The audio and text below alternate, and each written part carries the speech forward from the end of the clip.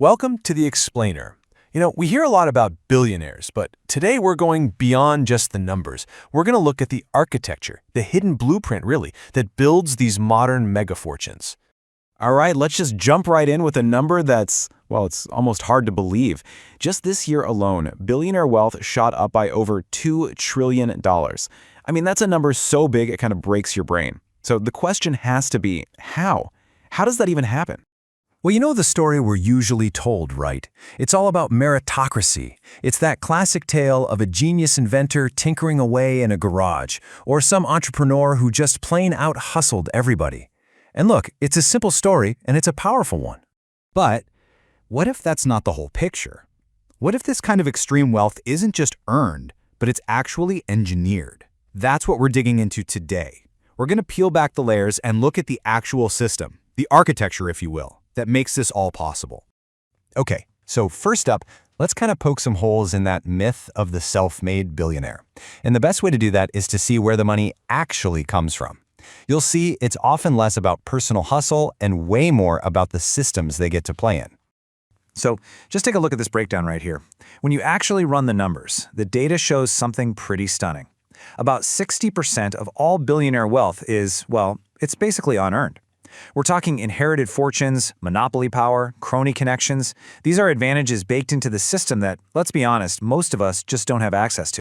In this next point, wow, it really drives it home. Think about this. In 2024, every single billionaire under the age of 30 got their money through inheritance. Every single one.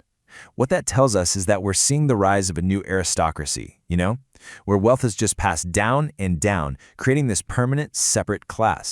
Okay, so once this massive fortune is in place, the next piece of the architecture kicks in. And this part is all about one thing: keeping it. So let's dive into the financial vault and see how this wealth gets preserved using a system that, let's just say, it seems perfectly designed to help the ultra-rich pay almost nothing in taxes. All right, if you want to understand how billionaires legally avoid taxes, you have to get your head around this one key idea: unrealized gains. It's simple, really. If your wealth is tied up in stocks and those stocks go way up in value, that's not considered income, not until you sell them. So what's the secret? You just never sell. And that simple fact leads to this almost genius three-step strategy. People call it buy, borrow, die. Here's how it works. First, you buy assets, stocks, art, whatever. Then, instead of selling, you borrow millions against those assets to live on. That loan, not taxable income. And then, the final step, you die. Your heirs inherit everything, and his little tax rule called the stepped-up basis just poof, it magically erases all the taxable gains. It's kind of the perfect tax escape hatch. So what's the result of all this financial wizardry? Well, a few years back, ProPublica got their hands on a trove of leaked IRS files, a real bombshell report. And it revealed that in some years, some of the richest people on the planet, we're talking Jeff Bezos, Elon Musk, paid this much in federal income taxes. A big fat zero. And it's not just that one strategy. The system gets exploited in some truly mind-boggling ways. I mean, take Peter Thiel. He managed to turn a Roth IRA, that's a retirement account meant for regular middle-class folks, into a $5 billion tax-free piggy bank. He basically stuffed it with super cheap pre-IPO shares of PayPal and then just watched it explode. Totally legal, absolutely unbelievable. And when you look at the tax code, you see these wild contrasts everywhere. For example, a teacher can deduct maybe up to $300 for buying school supplies for her kids. Meanwhile, a billionaire can buy a private jet and deduct the entire multi-million-dollar cost in the very first year. It's a system of different rules for different people. So you have to ask, right? Where do all these loopholes and special rules come from? They don't just pop into existence. No, they are carefully, meticulously built. And that brings us to the next floor of this architecture, owning the rules themselves by controlling the political game. Now, a huge turning point was the Supreme Court's Citizens United decision back in 2010. That ruling basically blew the doors off campaign finance, opening the floodgates for unlimited and often totally anonymous money to pour into our political system. And it fundamentally changed the game, making politicians way more accountable to their biggest donors than to, their actual voters. And you don't have to look hard to see the results. Just look at Proposition 22 out in California. Gig companies like Uber and Lyft spent over $200 million, a record on a single ballot measure. And what did it do? It let them literally rewrite labor law for themselves. The result? Their drivers were reclassified, stripped of basic protections like minimum wage and sick leave, and their earnings plummeted. And get this, even something that looks good, like giving money away, can be a strategic part of the architecture. The writer Anand Giridharadas calls it a smokescreen. It's this idea that big-time philanthropy can be used to polish a reputation, and more importantly, to distract everyone from the very systems that allow for that kind of extreme wealth in the first place. And this isn't just theory, there's a whole playbook.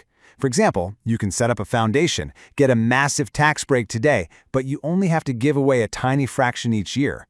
Or you can slap your name on a museum wing, think of the Sackler family and the opioid crisis, and basically launder your public image.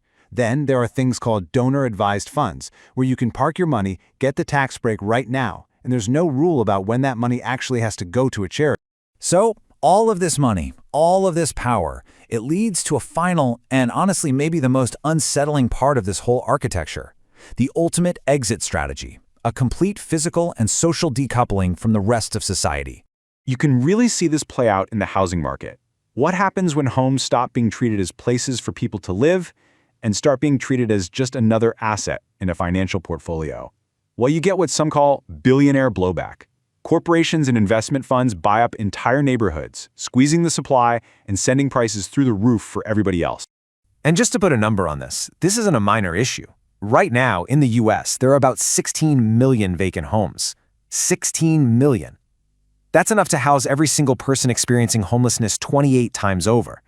But so many of these homes just sit empty, held as investments. You know, this kind of extreme wealth creates an equally extreme isolation. And you can actually see it quantified in how much is spent on personal security. I mean, we're not just talking about a couple of bodyguards here. We're talking tens of millions of dollars a year. A whole industry designed to build a wall between a tiny few and the rest of the world. And this isolation seems to be building towards, well, the final exit. You see it in the headlines, right? Mark Zuckerberg building a giant 5,000 square foot underground doomsday bunker in Hawaii, Peter Thiel getting citizenship in New Zealand as his apocalypse insurance. You even see it in the push for these private charter cities or freedom cities, basically attempts to create private towns with their own laws totally separate from the countries they're in. So when you put all these pieces together, the systemic advantages, the tax gymnastics, the political power plays, and this final plan to just exit, you see the full picture. This isn't just about getting rich. This is the architecture of absolute accumulation. It's a system designed to maximize wealth, minimize any obligation to society, and, in the end, to build a completely separate reality. And all of this entire architecture we've walked through, it leaves us with a really fundamental question. Because this isn't just some academic exercise. This system is actively shaping the world we all live in. So the question we're left with is this: is the future being built one that's made for the many, or is it being remade by the few?